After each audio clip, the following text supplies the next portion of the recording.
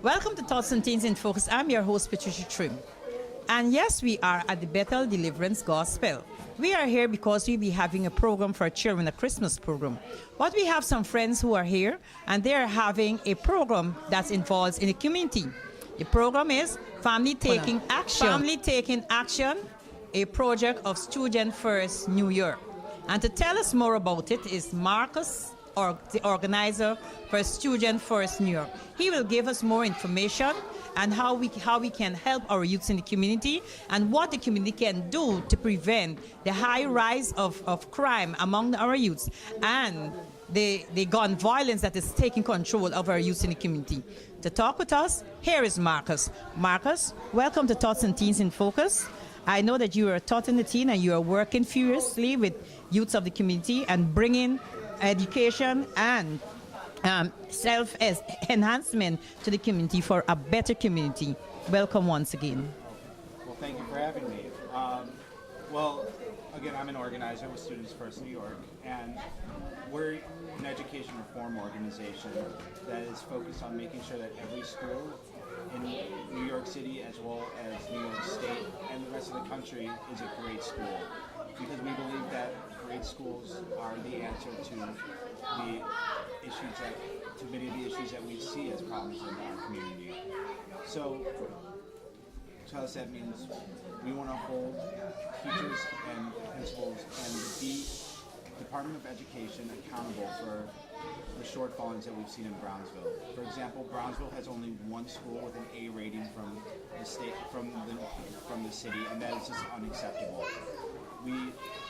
We don't see students in Brownsville performing at the same level as we do in other neighborhoods in the city, and we're out here mobilizing parents and community members to change that, because we need to hold people accountable for the failings that we've seen in this community.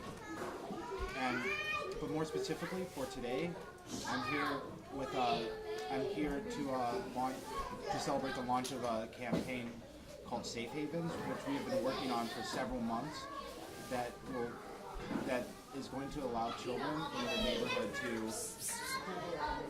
to go into local businesses and establishments when they are feeling threatened on their way to and from school. Because we believe that children that don't feel safe on their way to and from school are not going to learn. And we believe that with the help of the community, we can make sure that we will see children in a safer environment. Thank you, Marcus, for that wonderful talk, because that is very interesting.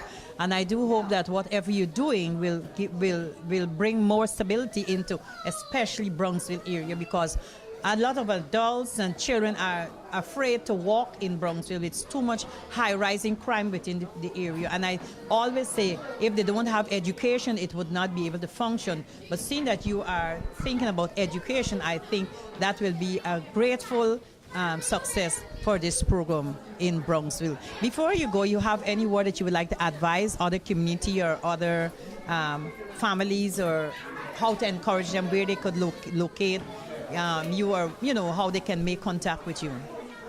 Well, yeah, if you would like to contact me, you can either call me at 347-618-0520, or you can email me at M as in Marcus, M Newman, NEWMAN, at studentsfirstnewyork.org. And so again, that is MNEWMAN at STUDENTSFIRSTNY.org. Thank you. Thank you very much, Mark. That was very interesting, and You parents, you community-minded families, please take advice and make your contacts so that we can make our community a better place for our youths. We need the youths. They are our future leaders. Without them, we are nowhere, and we have to give them the opportunity. Keep the youth safe from all harm. Thank you for being with us, and thank you for being with the families taking action in the Brownsville community area for a better community. I'm waiting for somebody to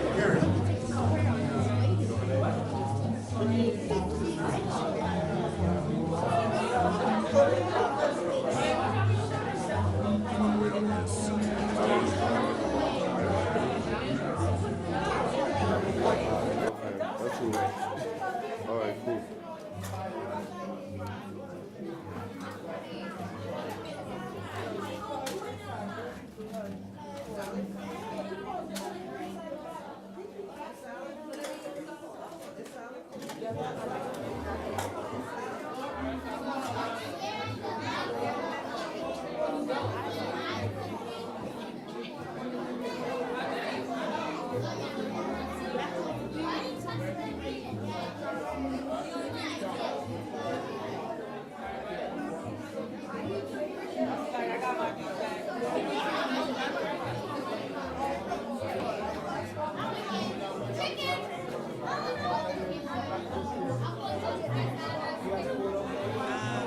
And we have here State Senator Sampson who tell us a little bit of what's going on around here, and also giving us some information and update of the community to slow the pace of the violence that is rising rapidly in our community. Senator Sampson, welcome to Tots and Teens, and welcome to the Carnival Day. Good morning. I want to thank Tots and Teens for the phenomenal work that they're doing, but also you're doing, Ms. Tripp.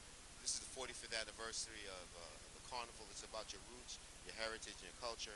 It's a dynamic way in which get all our cultures together to understand the importance of working together. We can make dramatic changes in our communities, especially when you talk about the issue of violence. The only way we're going to be able to curb that issue of violence is working together as a community, working together from block to block to block, understanding that we cannot be divided on this issue because a bullet has no name.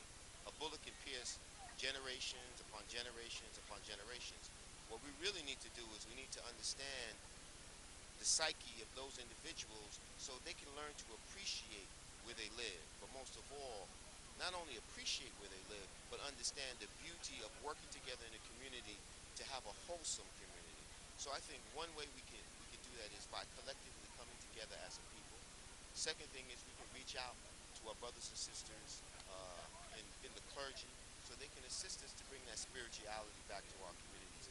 Working with our educational system because we know that in order for our children to succeed, they have to have that basic educational foundation. So I say in the combination of working everything together, I think we have a great opportunity to do great work and change the dynamics. Senator, we might be speaking about the youths, and what about the elderly folks who may know what's going on, who is afraid and scared to talk or to say anything because they're afraid that they will be attacked or they will have more violence in their Well, we have to let them know that we're there to protect them. And we have to be more vigilant in our efforts to assist those young men and women who run in situations like that. What about the youths in the community? I know that you are all involved. Could tell us something about the youths in the community and what you're doing for the youths and where people could make contact with you or your office to get more information. Well, I think they can contact by reaching out to my office in Canarsie, but most of all reaching out to all my other colleagues, the elected officials in the community. We have to really get involved in the community, not only with the elected officials, the community boards, the precinct councils, the clergy, working with the principals in the schools and the superintendent, because we have to work together collectively in order to really see the changes. I know that you're talking about the school board meetings where parents hardly attend school board meetings. How would that be enforced by the community leaders to get parents to come out to school board meetings? I think one thing is a lot of these parents are in churches, so we need to solicit the assistance from members of the clergy to assist us to push those parents to come out to these PTA meetings. It was so nice talking with Senator. You always got some good advice to give us and to work along with the community. Thank you, State Senator John Sampson. We're always here to support you. Thank you very much, Ms. Chairman. Thank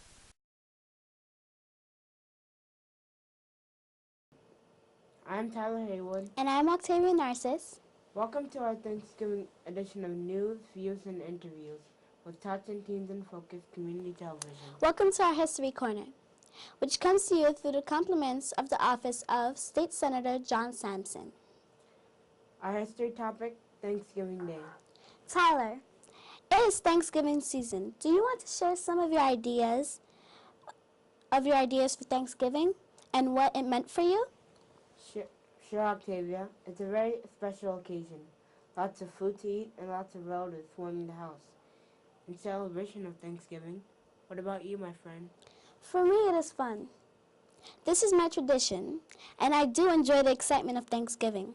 The shopping, cooking, giving and receiving, with all of the food that is prepared, we would have lots of leftovers for the rest of the week. Octavia, don't worry, that day will soon be here, and you'll be having so much fun to eat and drink. Your stomach will be bursting with Mr. Turkey. Tyler, I'm wondering, and I'm sure that the children are wondering too. What is Thanksgiving, and why do we celebrate the season? Do you know the history about Thanksgiving? Well, Octavia, I think I have an idea after learning the American history in school. We were taught about the Pilgrims and their harvesting celebration was a day of prayer. Tyler, from what we have learned in school, we can share with our viewers. I'm sure they would love to know what is our views of Thanksgiving. Octavia, that is so true. The first Thanksgiving was celebrated by the Pilgrims who came from England in search of freedom of religion, and they gave the first Thanksgiving feast celebration that lasted for 3 days. This was the harvesting of crops, which was celebrated with prayers and thanks to God for such blessings. Also, the military victory or the end of drought. The celebration started with 53 pilgrims and 90 native Indians. Tyler, that reminds me that Thanksgiving or Thanksgiving Day is a holiday celebrated in the United States on the fourth Thursday in November. It has officially been an annual tradition since 1863, when during the Civil War, President Abraham Lincoln proclaimed a national day of Thanksgiving and praise to our beneficent Father who dwelled in the heavens, to be celebrated on Thursday, November 26th, as a federal and popular holiday in the U.S. Come to think about it, Thanksgiving is one of the major holidays of the year. Together with Christmas and New Year, Thanksgiving is part of the broader holiday season of the celebration for America. Well, Tyler, when we are eating our turkey, we will remember the season, the reason, and the purpose why we are having Mr. Turkey for Thanksgiving Day celebration, and not to pardon Mr. Turkey on our plate. Octavia, as you mentioned part of the turkey, it's a traditional that the United States President celebrates Thanksgiving at the White House by pardoning a turkey from being on our Thanksgiving Day plate. Well, viewers, you have heard what is Thanksgiving and giving and where it came from and why it was celebrated. You are so right. I'm sure our viewers, too, will be celebrating Thanksgiving Day with Mr. Turkey in their plate. We say to you, Happy Thanksgiving Day and have a wonderful holiday with Gobble Gobble. As we say hello Thanksgiving and welcome Christmas holidays, until then, have a Gobble Gobble day from Tots and Teens as we say goodbye. I'm Octavia Narcissus. And I'm Tyler Haywood. Saying goodbye, gobble gobble. Welcome to Tots and Teens News Report from Tots and Teens Newsroom.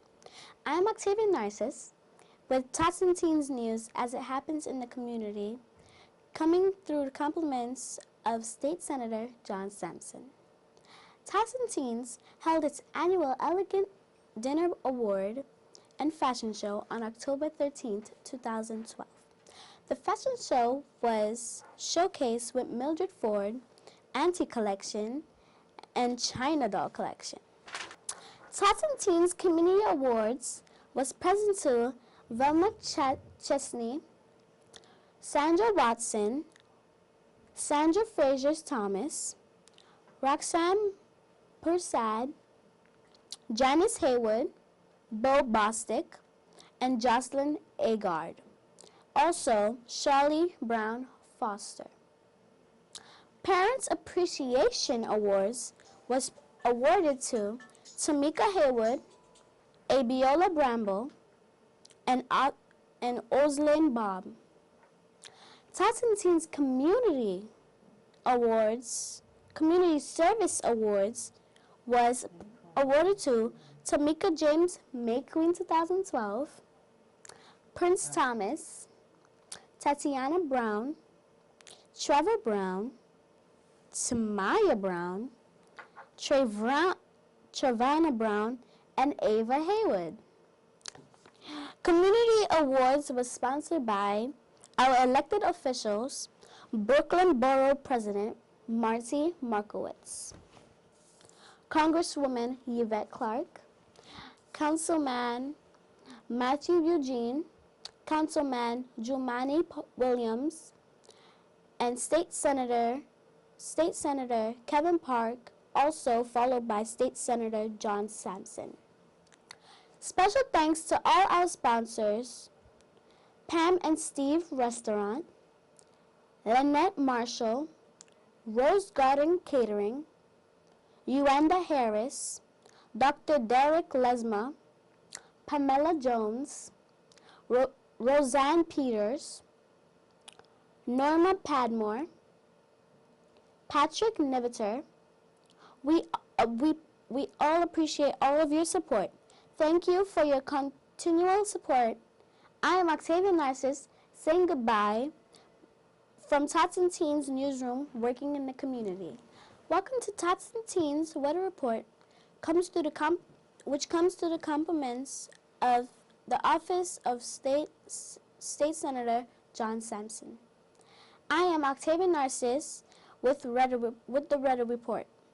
It is winter and the weather is cold and the season for winter has just begun. We should bundle up to keep warmth and drink a lot of juice for the flu seasons. For the wintry weather will soon be here.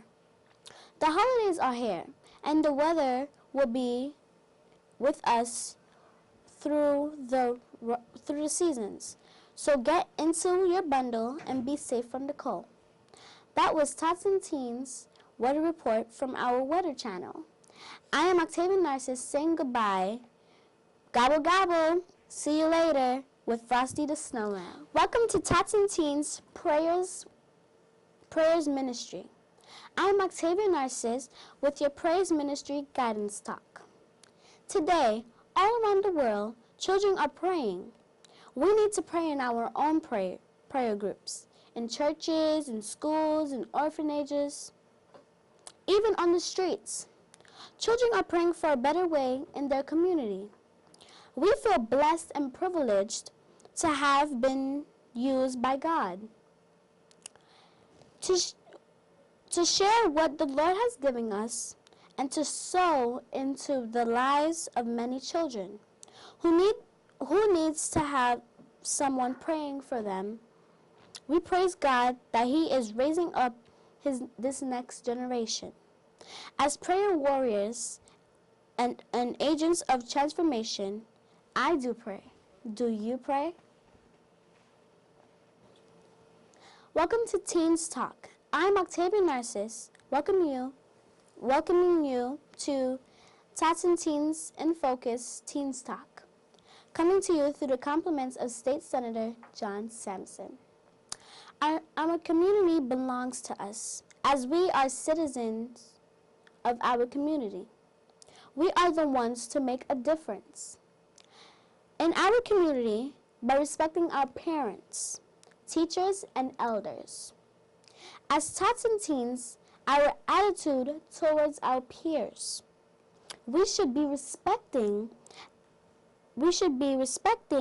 and to need the attention of an elder or our peers, we should request an excused.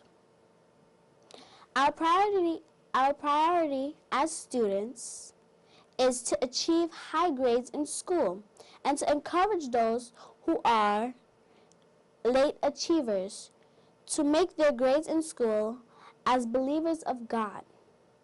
We should ask our parents to take us to church and to encourage the family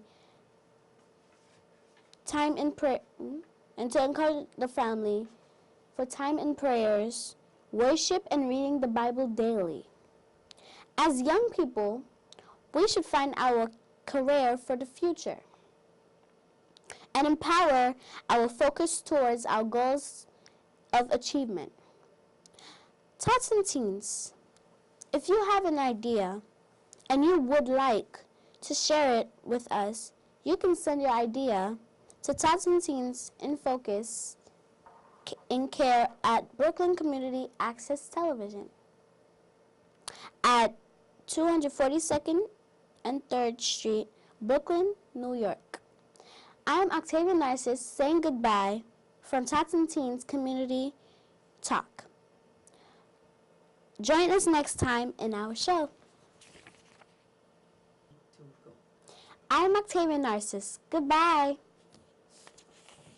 So surprising that we have State Senator Kevin Parker. He's at the Guyana Cultural Association Folk Festival, having folk with the Guyanese community. But we have some urgent problem and some concern in our community, which is causing a lot of hurt to parents and to children and to the community. We would like you to talk on your idea or your what would be your interest in having this crime rate that is rapidly rising in the Brooklyn community. How would you address it, and what would be the program that the leaders of the community can take to erase and eradicate this violence that is upcoming in our community? Well, first of all, Pat, thank you very much. Thank you very much for working so hard on behalf of our community and all of the work that you're doing. And of course to the Guyana Cultural Associations for their work that they do. The Guyanese Folk Festival I come to every year. I always look forward to it. Y'all moved it out of my district. I'm a little mad about that, but I'm still going to follow you no matter where you go. There's a lot, obviously, that the Guyanese community has given. My chief of staff, Sonia Daly, many of you know, is from Essequibo. So, I always have to come and represent my people. And you're right that we have a crisis right now in our community as it relates to young people and how difficult it is for them to be engaged and the work that needs to be done around violence. We need to do three things. First, we need to engage our young people in school. As we stand here right now, 50% of Black and Latino young men in the public school system are dropping out. That's unacceptable, and we really have to do better. And we have to make that a litmus test for who the next mayor is going to be. We also have to engage them, and how you engage them in class is not just teaching to the test. We have to go beyond teaching to the test and add music, art, athletics, and dance as regular parts of the curriculum. We have to engage them after school. We have to bring back athletics and make that more part of the after school programs. And I really suggest expanding the Beacon School program, which essentially opens up our schools to be community centers from 3 to 10 p.m. every day. And so we give our young people a place to go instead of being on the streets, instead of being involved in gangs. They now have an alternative. And so it's going to be something I'm working on in the state legislature, but something we all really need to put our mayoral candidates as we look about who our next mayor is going to be next year. We got to make these litmus tests for how they engage our community. I'm glad you spoke about that, but what concern that some people are saying that this crime is arising because of corrupt policemen within the police force that is encouraging the gun violence, and where would the youth get the guns if somebody in authority don't give them the guns? Well, I don't know if it's quite a conspiracy of the police department bringing guns in, and I'm not sure I'm ready to blame the police department. I do know that we have a national problem as it relates to access to guns, and that's part of what this presidential election is about. and about whether the NRA and the Republicans are going to get their way and put guns in all our communities, or whether we're in fact going to be able to police our own communities. But that being said, is guns don't kill people, people kill people. And if we're engaging our young people and we take away the motive for them to have guns and for them to be operating, understand this violence isn't senseless. These young men primarily are fighting over drug turf, they're fighting over prostitution turf, and other kinds of criminal activity. And so that's what's the impetus for much of the violence that we're seeing.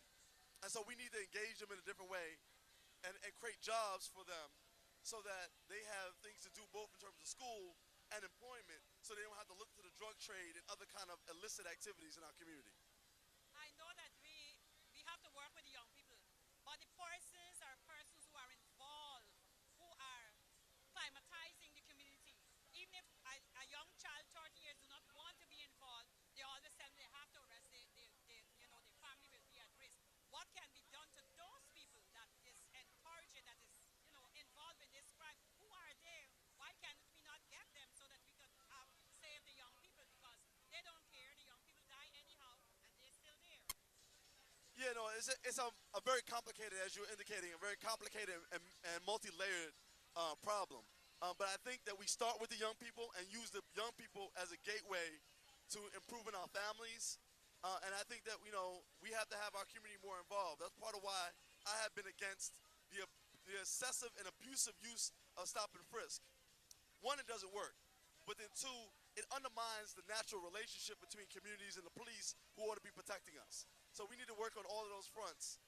And organizations like yours that do good work to make sure that our young people have places to go. Oh, I know they say they stop and frisk. Some people say they don't like it, some people say they want it, because they find that the police might be stopping an older man and the young man is down the road killing somebody.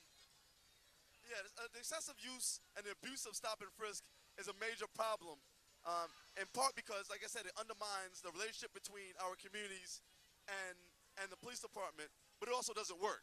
And so we really ought to be using the precious staff hours of the police department to actually solve real crimes and to prevent real crimes, not to be harassing, everyday citizens. Okay, Senator, thank you very much. And if people persons need to get in contact with your office, how would they get in contact with you, and how can they help to get bills to pass? Yes. Well, reach out to me whether you have an issue with young people or education, housing, immigration. My office is at 1300 Flatbush Avenue at the corner of Foster. You can reach me in my office at 718-629-6401. Again, at 718-629-6401. You can find me on Twitter at Senator Parker, one word, and you can find me on Facebook at Senator Kevin Parker. Look forward to hearing from you soon. God bless. Thank you, Senator Parker. And if you need to get in contact with Senator, you need to get any information out there, just go to the office and let them have the information so we can help clean up the eradication of violence in our community.